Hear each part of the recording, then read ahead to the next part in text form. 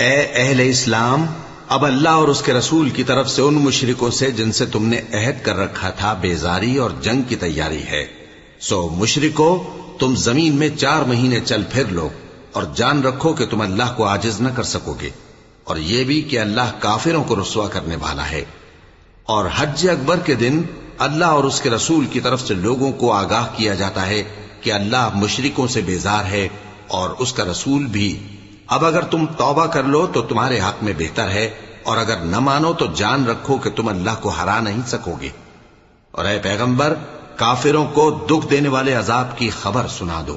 البتہ جن مشرکوں کے ساتھ تم نے عہد کیا ہو اور انہوں نے تمہارا کسی طرح کا قصور نہ کیا ہو اور نہ تمہارے مقابلے میں کسی کی مدد کی ہو، تو جس مدت تک ان کے ساتھ عہد کیا ہو اسے پورا کرو، کہ اللہ پرہیزگاروں کو دوست رکھتا ہے۔ پس جب عزت کے مہینے گزر جائیں تو مشرک